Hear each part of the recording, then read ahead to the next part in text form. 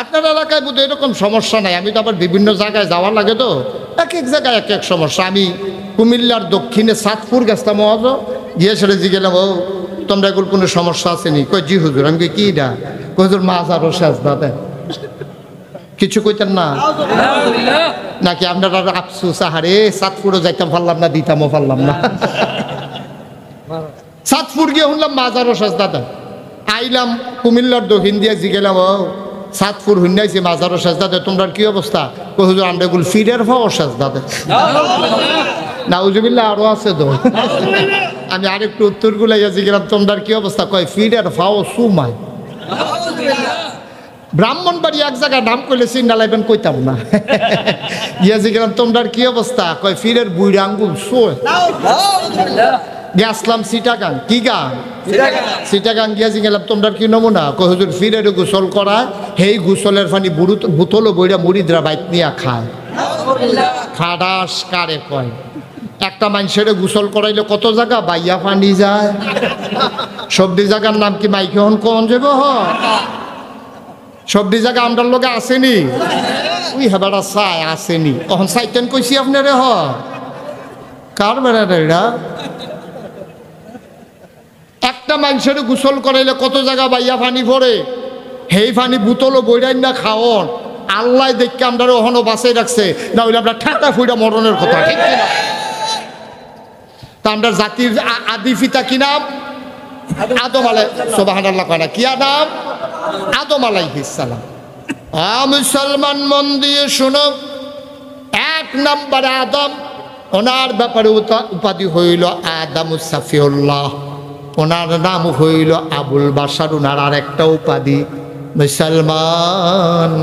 নূহ আলাইহিস সালাম ওনারে কয় আদমে সানি, ইব্রাহিম খলিলুল্লাহ, ইসমাইল জাবিউল্লাহ, মুসা কালিমুল্লাহ, ঈসা রুহুল্লাহ। সুলাইমান নবীরে দিল রাজত্ব, দাউদ নবীরে দিল সুন্দর কণ্ঠ, ইউসুফ নবীরে দিল সুন্দর চেহারা। সুবহানাল্লাহ কয় না? এক এক নবীরে আল্লাহ এক একটা দিলেন। আমাদের জানতে মন চায় আমাদের নবীরে কি দিলেন? জানতে মন চায় নাকি চায় না? মুসলমান মন দিয়ে শুনুন, এক এক নবীর আল্লাহ এক একটা উপাধি দিলেন। জানতে মন চায় আমার নবীরে কি দিলেন? সাহাবিন, তাবিন, তাবে তাবিন, উম্মাহাতুল মুমিনিন, আইম্মে মুজতাহিদিন, আইম্মে শরীয়ত, আইম্মে তরিকত, সালফে সালিহিন, উলামায়ে মুতাকাদ্দিমিন, মুতাআখিরিন, ইমাম সাহেবান, মুফাসসিরিনে কেরাম, মুফতিয়ানে আযম, সমস্ত উলামায়ে কেরাম একমত হয়ে গেল, ইজমা হয়ে গেল। ওই আদম থেকে ঈসা 1,24,000 বলো আর 2,24,000 বলো, সকল নবী এবং রাসূল মিলে যা আমার নবীজি একা ইতা। সব নবী এবং রাসূল মিলে যা আমার নবীজি একা ইতা। এই নবীকে যখন দুনিয়ায় পাঠানো হলো, ও মুসলমান মন দিয়ে শোনো, এই নবীজি আসার পরে তিনি দেখলেন মানুষগুলো বর্বর, বেদইন, যাযাবর, মূর্খ, অসভ্য, অভদ্র। এই মানুষগুলোকে সামান্য 23টা বছর তিনি সময় পেলেন। 40 বছর বয়সে তার নবুয়ত প্রকাশ পেল। 40 বছর থেকে 53 বছর পর্যন্ত মক্কায় 13 বছর, মদিনায় চলে গেলেন 10টা বছর। এই 23 বছরে তিনি মানুষগুলাকে দিনের পথে ডাকলেন।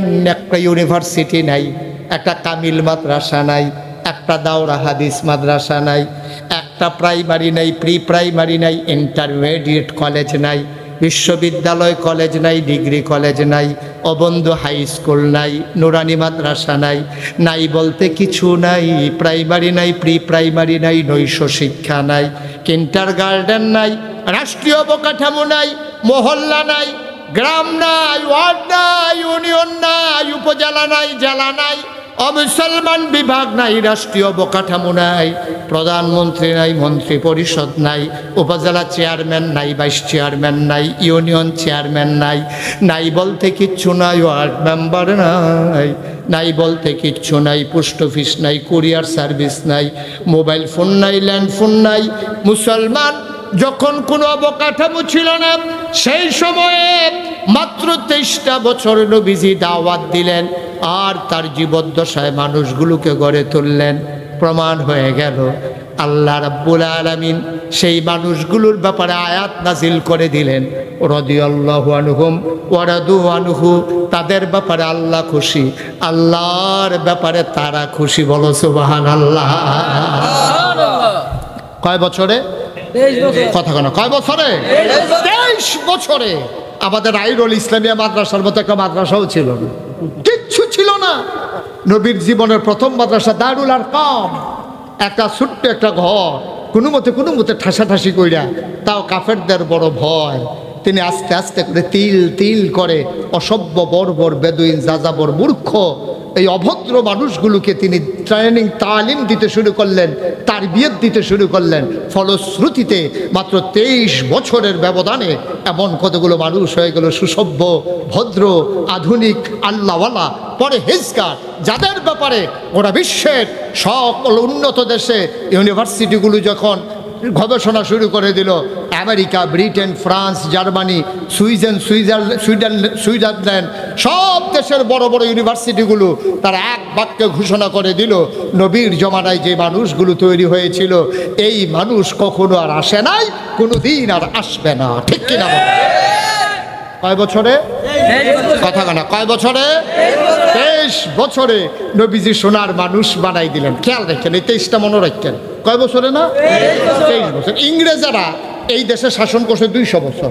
1757 সালের 23শে জুন পলাশির আম্র কাননে নবাব সিরাজউদ্দৌলাকে পরাজিত করে ইংরেজ লাট বাহাদুরেরা ইস্ট ইন্ডিয়া কোম্পানি নাম দিয়া ব্যবসার উদ্দেশ্যে এসে তারা আমার উপরে শাসন করলো, শোষণ করলো 200টা বছর। 1947 সালের 14ই আগস্ট এই ভারতীয় উপমহাদেশ থেকে ইংরেজরা বিদায় হয়েছে। যাওয়ার পরে 2টা দেশ হলো হিন্দুস্তান আর পাকিস্তান। পশ্চিম পাকিস্তানের মানুষগুলো আমাদের পূর্ব পাকিস্তানের মানুষগুলোর উপরে জুলুম করেছে, নির্যাতন করেছে, নিপীড়ন করেছে। আমার চন্দ্রগুনার পেপার মেলের কাগজ ইচ্ছা করলে বাংলাদেশে ব্যস্ত ঘরে চাইরা না, এটারে আপনার করাচি দিয়ে ঘুরান দিয়ে একটা সিল মারাইয়া এটা রান্না বেছে আড়ানা। আমরা তারা ফাট করে কি সুন্দর কার্পেট বানায়, আদমজি জুট মেলে, এগুলো শোভা পায় পশ্চিম পাকিস্তানের এলিট পার্সন যারা তাদের বেডরুমে আর ড্রয়িং রুমে। আমার দেশের খেটে খাওয়া মানুষ কৃষকেরা কি সুন্দর চিনি গুঁড়া, কালিজিরা, মজার মজার চাউল ফলায়, আর এইগুলা খায় পশ্চিম পাকিস্তানের তারা। আমাদের মানুষগুলো গর্জে উঠল রঞ্জনার বিচাশিকার উক্তি দিয়ে। আমার দেশে 1971 সালের 26শে মার্চ এক মহান ঘোষণার মাধ্যমে আমার দেশের আপামর জনতা, খেটে খাওয়া মানুষ যার যা ছিল সবাই রক্তক্ষয়ী অসময়ের যুদ্ধে ঝাঁপিয়ে পড়ল।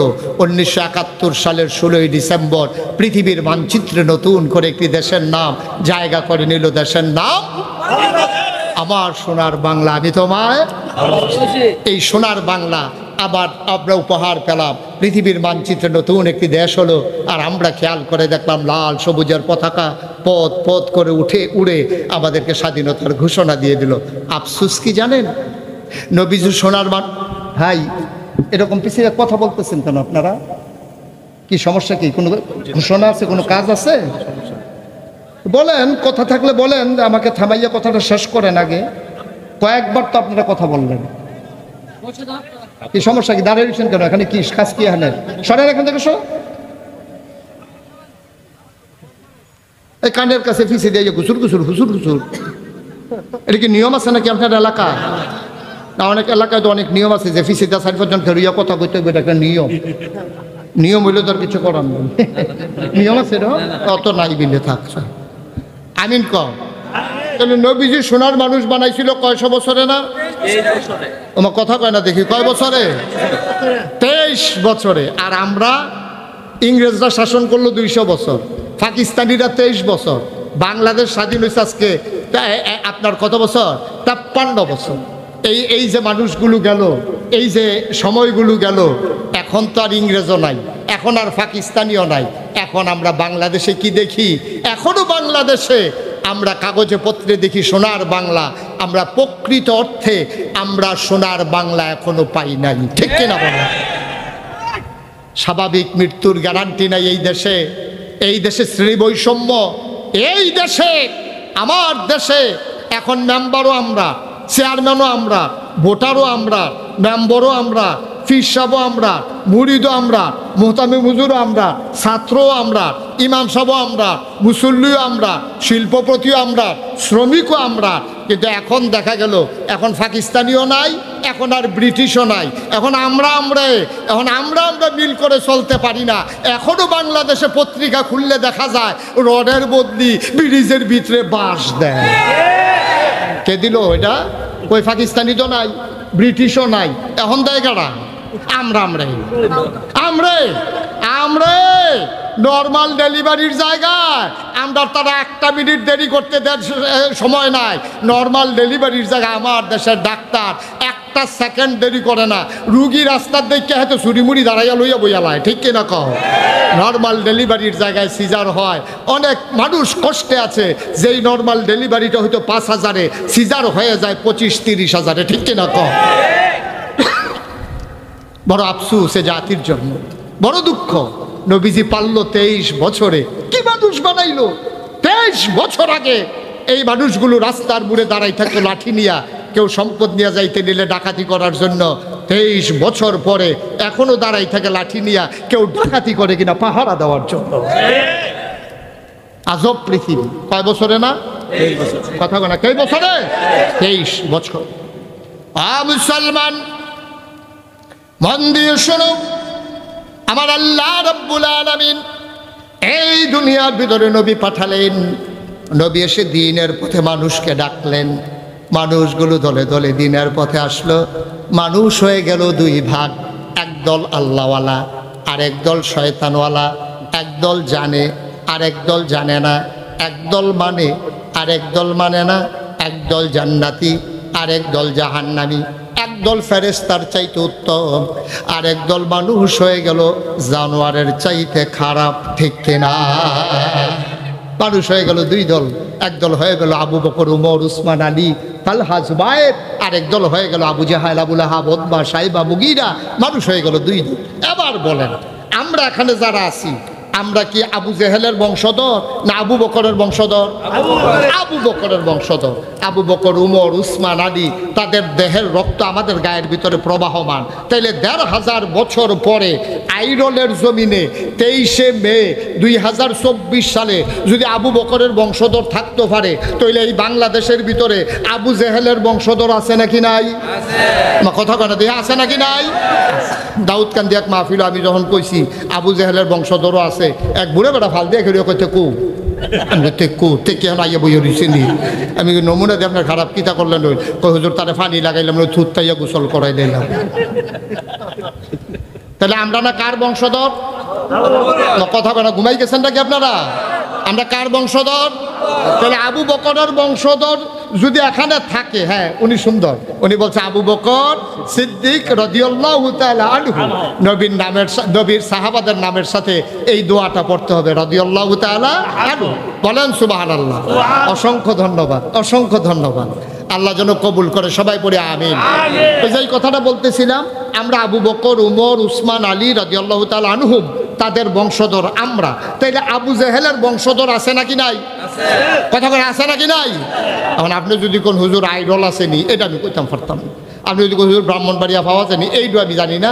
তবে বাংলাদেশও মাঝে মাঝে দেখুন বুচ্চুরই আবার ইয়ে উঠে, এটা দিয়ে আবার বুচ্চুরিয়া ডুব দিয়া কই জানি জায়গা, এটি মাঝে মাঝে, এটি বিশেষ করে দেখবেন রাইটার 2:30 3টার দিকে বার হয়। এদিকে বাংলাদেশে আবার বুদ্ধিজীবী কয়, কি জীবী? মা কথা কয় না, কি জীবী? আমি আবার খেয়াল করণ লাগে, ওয়াজ করণ লাগে, তো এই জন্য অনেক কথা আমার খেয়াল করণ লাগে। আমি খেয়াল করে দেখছি বাংলাদেশে যেটি বুদ্ধিজীবী কয়, অধিকাংশ মানুষগুলোই ইসলামের বিরুদ্ধে তাদের মুখ চলে, কলম চলে, কথা চলে, ঠিক কিনা বলে? তাদের কাজগুলো চলে। এই যে ভাই, এই যে কি উঠছেন কেন? ও উনি আছে, এরকম অনেক লোক আছে, আমি কয়েক মাহফিলও দেখছি। এই না না না জাগালাইটা বয়, এটা এরকম সিস্টেম। উনি বাইকে এমনি 2-3 ঘরও ঘুমায়, ফুডারাইতে 1 ঘরও ঘুমায় না, মাহফিলও এক জায়গায় বইয়া হইতে শুনে না। এটা আছে অনেকের সমস্যা, এক জায়গায় গরম হয়ে গেলে জাগালাইটা বকে উনি। ঠিক আছে, বারুইয়েন না, লাইডেন কিন্তু বারুইয়েন না। হ্যাঁ আমিন কয় না রে, জোরে কয় না আমিন। এবার যেই কথাটা কইতাম ইসলাম, ও তাইলে আবু বকর, উসমান, আলী, উমর রাদিয়াল্লাহু তাআলা আনহুম আমরা যেহেতু তাদের বংশধর, তাহলে আবু জেহেলের বংশধরও কথা কেন আছে নাকি নাই? এটি চিনতে হবে ওরা কারা। আমি খেয়াল করে দেখছি যে রাইতে 2টা 2:30 টকশুন নামে একদল লোক দেখবেন একেবারে টেলিভিশন গরম করে ফেলায়। কথা বলতে গেলেই ইসলামের বিরুদ্ধে কথা বলে, কথা বলতে গেলেই মসজিদ মাদ্রাসার বিরুদ্ধে কথা বলে। খেয়াল করে দেখেছি ওদের অধিকাংশ মানুষের মাথার ভিতরে চুল নাই, টাক মাথা। তো শত্রুতা কিরে, যে বুদ্ধি থাকলে চুল থাউন যেত না, কারণ বাকি আমি অনেক বইও পড়ছি পাই না, পরে নিজে নিজে গবেষণা করে বার করছে। আমার মনে হয় বুদ্ধি গুতাইয়া তার চুল বেড়াই আলগা করে লাইছে। তা ঠিক কিনা কয়দিন আগে একটা ধরা খাইছে ঢাকা ইউনিভার্সিটিতে। ঢাকা ইউনিভার্সিটির এক প্রফেসর, আপনি চারটিখানি কথা মনে করেন না, ঢাকা ইউনিভার্সিটিতে চান্স পাওয়া। আমি জানি না আইডল গ্রাম থেকে কয়টা ছেলে ঢাকা ইউনিভার্সিটিতে পড়ে। সো টাফ, এটা মারাত্মক বিষয়। ঢাকা ইউনিভার্সিটি প্রাচ্যের অক্সফোর্ড, ঢাকা ইউনিভার্সিটির চান্স পাওয়া এটা বিশাল বিষয়। ঢাকা ইউনিভার্সিটি টিচার প্রফেসর, এটা চারটিখানি কথা মনে করেন না। এটা এমন না যে আপনি অটো চালিন না বেড়ায়, রিক্সা চালাইন না বেড়ায়, এরকম না। এটা ব্যাটারি দিয়াতে রিক্সা চালায় না।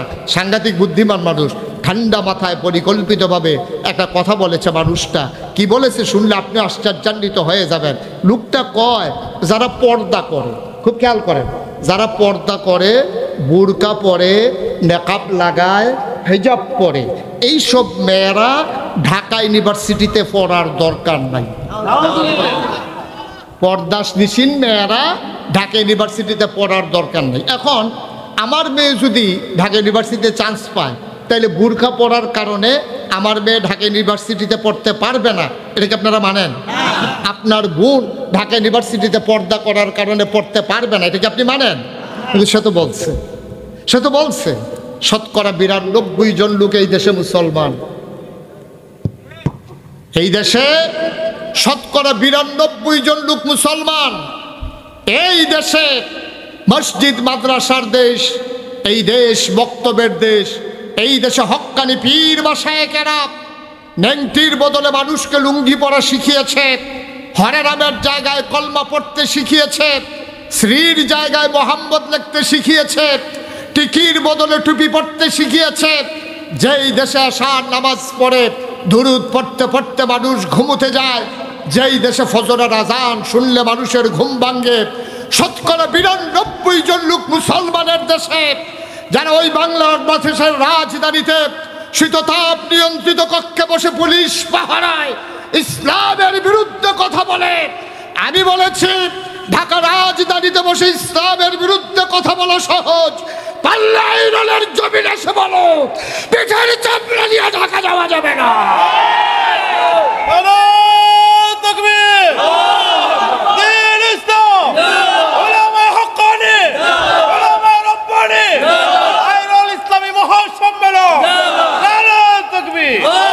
সবাই পড়ে না আমিন। মুসলমানের সন্তান বেড়া, তুই যদি মন চায় তোর বউরে তুই উদম করে ছেড়ে দে, পর্দাতে করাইতে মন না চাইলে কল ছেড়ে দাও। তোমার মেয়েরে তুমি পর্দা না করাইলে না করাও। শতকরা 92 জন লোক মুসলমানের দেশে এই পর্দার বিরুদ্ধে কথা বলার দুঃসাহস বাংলার মুসলমান মেনে নেবে না, ঠিক কিনা বলো?